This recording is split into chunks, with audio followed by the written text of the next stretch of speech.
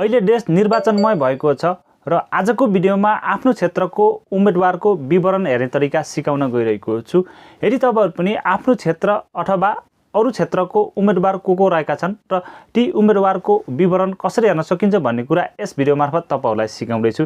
यदि तपाईहरु पनि यी सम्पूर्ण कुरा जान्न चाहनुहुन्छ भने यस भिडियोलाई सुरुदेखि अन्तिमसम्म हेर्नुपर्ने हुन्छ र तपाईहरुले आफ्नो क्षेत्र लगायत अन्य क्षेत्रहरुमा कुन उम्मेदवारहरु रहेका छन् र ती उम्मेदवारको विवरण कसरी हेर्न सकिन्छ भन्ने कुरा जान्न सक्नुहुनेछ र कसरी हेर्न सकिन्छ सबै कुरा सिकाउनको लागि तपाईहरुलाई म मोबाइल स्क्रिन शेयर गर्दै छु र मोबाइल स्क्रिन शेयर गर्नुभन्दा पहिले साथीहरु तपाईहरुले यस भिडियोलाई लाइक पनि गरिदिनु होला र तपाईहरुले यस च्यानललाई अहिलेसम्म सब्स्क्राइब गर्नुभएको छैन भने यस्तै खालको भिडियो हेर्नको लागि तपाईहरुले यस च्यानललाई सब्स्क्राइब गरेर छेउमा आएको बेल बटन अलमा पनि टच गरिदिनु होला है त। ओके, अब तपाईहरुले चाहिँ कुन क्षेत्रमा कुन उम्मेदवार रहेका छन् र ती उम्मेदवारको विवरण हेर्नको लागि चाहिँ तपाईहरुले आफ्नो मोबाइलबाट अथवा तपाईहरु चाहिँ ल्यापटपबाट पनि गर्न सक्नुहुन्छ।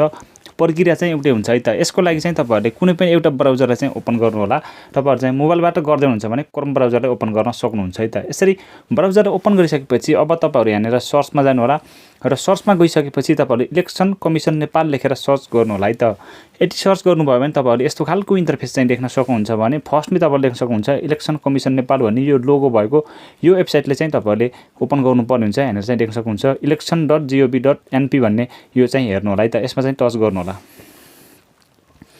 यसमा टच गर्नुभयो भने तपाईहरुले यस्तो खालको इन्टरफेस चाहिँ देख्न सक्नुहुन्छ। अब सबैभन्दा फर्स्टमा चाहिँ तपाईहरुले राइट साइडमा यो अप्सनमा चाहिँ टच गर्नु होला है त। यसरी टच गरेर तपाईहरुले स्क्रोल अप गरेर तपाईहरुले यहाँनेर देख्न सक्नुहुन्छ नि यो डेस्कटप साइट भनेको छ नि यसमा चाहिँ टिक लगाउनु होला है। तपाईहरु चाहिँ डेस्कटप साइटमा चाहिँ ओपन गर्नुपर्ने हुन्छ। मैले ओपन गरेको छु र यसरी ओपन गर्नुभयो भने यस्तो खालको इन्टरफेस चाहिँ देख्न सक्नुहुन्छ भने अब तपाईहरुले यहाँनेर चाहिँ देख्न सक्नुहुन्छ निर्वाचन परिणाम भनेको छ नि यसमा चाहिँ टच गर्नु होला है त।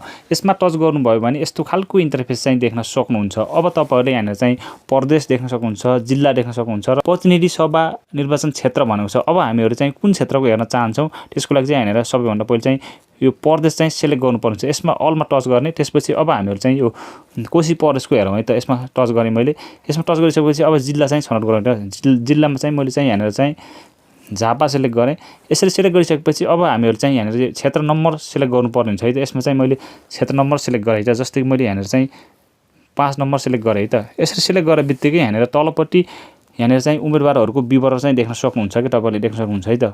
र फर्स्टमा यहाँनेर चाहिँ केपी शर्मा ओलीको देख्न सक्नुहुन्छ। अब तपाईहरुले यहाँनेर तलपट्टि देख्न सक्नुहुन्छ यो पेज स्टेप बाइ स्टेप तपाईहरुले यहाँनेर नेक्स्ट गरेर पनि हेर्न सक्नुहुन्छ। यहाँनेर चाहिँ 24 पेजसम्म भनेको छ। यहाँनेर चाहिँ तपाईले यसरी स्क्रोल अप पनि गर्न सक्नुहुन्छ। 81 यहाँ 20-30 यसरी हेर्न पनि सक्नुहुन्छ। तपाईहरु सम्पूर्ण विवरण हेर्न सक्नुहुन्छ। अब विवरण हेर्नको लागि चाहिँ कुन उम्मेदवारको विवरण हेर्न चाहनुहुन्छ त्यसमा चाहिँ टच गर्ने चाहिँ यसरी हामीहरुले चाहिँ यसमा टच गरे मैले। यसमा टच गरिसकेपछि देख्न सक्नुहुन्छ यहाँनेर चाहिँ सम्पूर्ण विवरण आउँछ। उम्मेदवारको विवरण आउँछ। यहाँनेर चाहिँ नाम, उमेर सबै यहाँनेर ठेगानाहरु सबै स्नातक सबै विवरणहरु आउँछ। कुन पार्टीको के हो भन्ने कुरा यसरी हेर्न सक्नुहुन्छ है त तपाईहरुले।